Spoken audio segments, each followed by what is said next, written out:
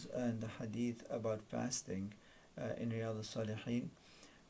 This next Hadith starts with عن أنس رضي الله عنه قال قال رسول الله صلى الله عليه وسلم تسحروا فإن في السحور بركة متفق عليه.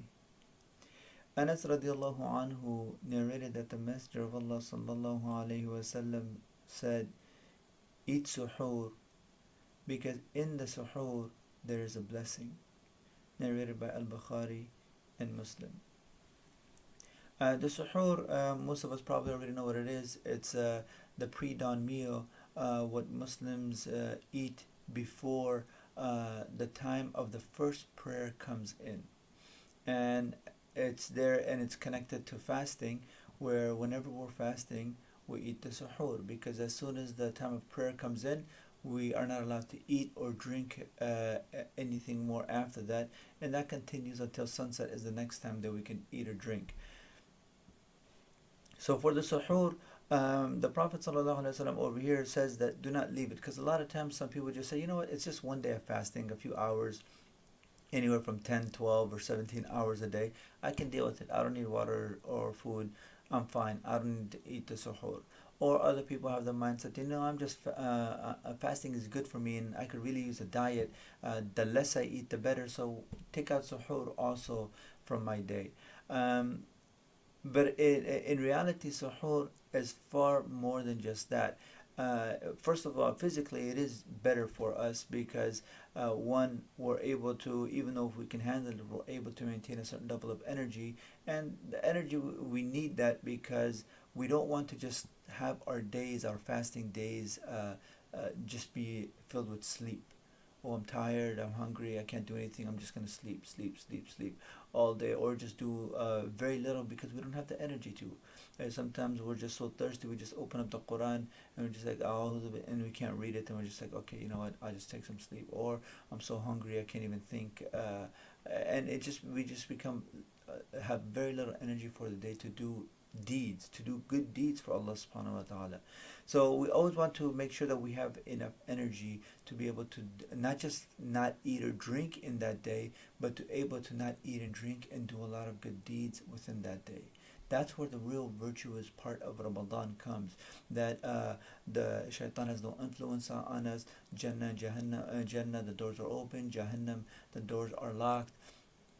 So it just means that our days are just filled with virtuous deeds. So we do not want it to just be filled with sleep. Well, we're not doing bad deeds technically, but we're also losing a lot of chance to do a lot of good deeds. So that's a suhoor, that physically it is a barakah in it. And if we're thinking of health or losing weight, it's instead of just starving our body, it's better to put something in there to stimulate the stomach, so that it can start digesting, instead of starving it. And our body is, even though it's like doesn't have a conscious, our actual body is not our brains, but our stomach and things. These things all act on a way to preserve itself. And if we start saying that, I want to lose weight, so I'm going to just starve myself, our body reacts to that, and it just thinks like, okay, I'm not going to eat for a while. Whatever food comes, it's going to hold on to it, because it's going to think that it's going to go through another mode of starvation.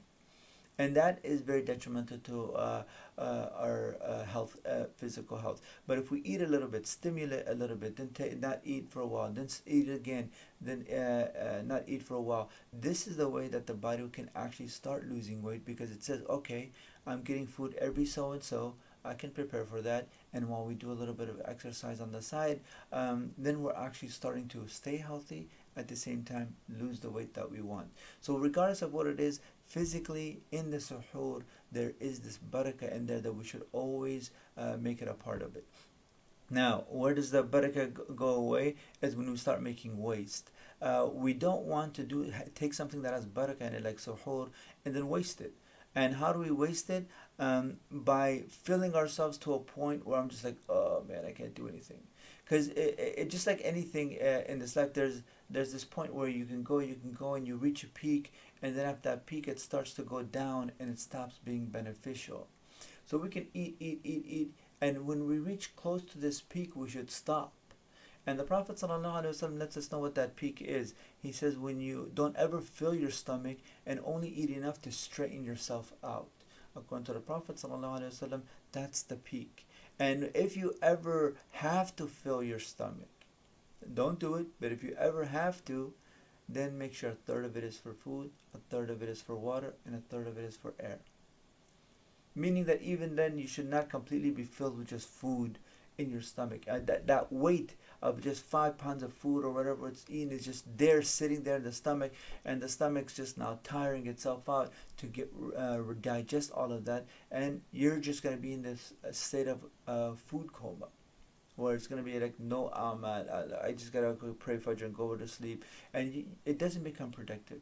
So we want to get to that productive point, the most productive point, and stop right there, and then start fasting.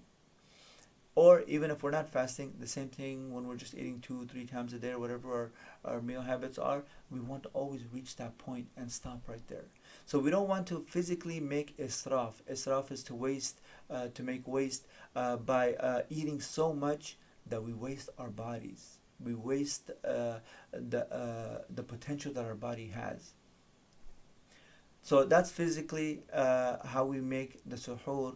It's a blessing in us to help us physically. Now, when it comes to the spiritual side of it, there's a different blessing in there altogether that we can benefit from. Spiritually, the Prophet ﷺ, by making this sunnah, obviously being advised by Allah subhanahu wa ta'ala, that the suhoor is a blessing, because when we wake up, one of the most important things we could do when we wake up, the Fajr Salah. It becomes easy to catch it. We only got to wait a few more minutes or just for Fajr to come in, and we start praying Fajr. This itself just starts our day in a very blessed way. It starts us with being fresh, according to the Hadith of the Prophet ﷺ, awake. It starts us off with being in the protection of Allah subhanahu wa ta'ala throughout the day. It starts with shaitan just losing hope and messing with us throughout the day. Just that Fajr Salah is such a great blessing that if we're just doing suhoor and the only thing we do is pray Fajr because of that suhoor, that's well worth it. But on top of the Fajr Salah, we can actually do more. We can pray extra tahajjud Salah, which is the prayer that's between Isha and Fajr. But as we do it closer to Fajr, there's a bigger blessing in it. This tahajjud prayer, the Prophet ﷺ says the nobility and the honor of a believer lies in this tahajjud prayer. It's not fard, it's not wajib, it's just you and your Lord in the middle of the night, no one else there, talking to Him, praying to Him, asking Him. There's no big group, there's no big congregation, it's just you and Allah subhanahu wa ta'ala, just giving this time alone. So it's a time to establish a special connection with Allah subhanahu wa ta'ala, to do that prayer and read that Quran and actually just sort of be like almost in a meditative state while we're doing those good deeds. Where throughout the day, we usually start doing things. We go to work, we see some video, we watch a movie, we talk with our friends. All these different thoughts now start to get clogged up in our mind. When we start Dhuhr Salat, Maghrib Salat, Asr Salat, these thoughts just play with us. But Fajr Salat, we just woke up. Don't touch certain things, but just keep yourself focused, eat the suhoor, and then just, you have nothing in it's like your state of mind is very open. And I'll tell you, as I was memorizing the Quran, the best time to memorize the Quran was right when you woke up for that, when you pray for the Fajr prayer, or you wake up earlier. In this time, your mind is just clear. It's just so easy to memorize at that time.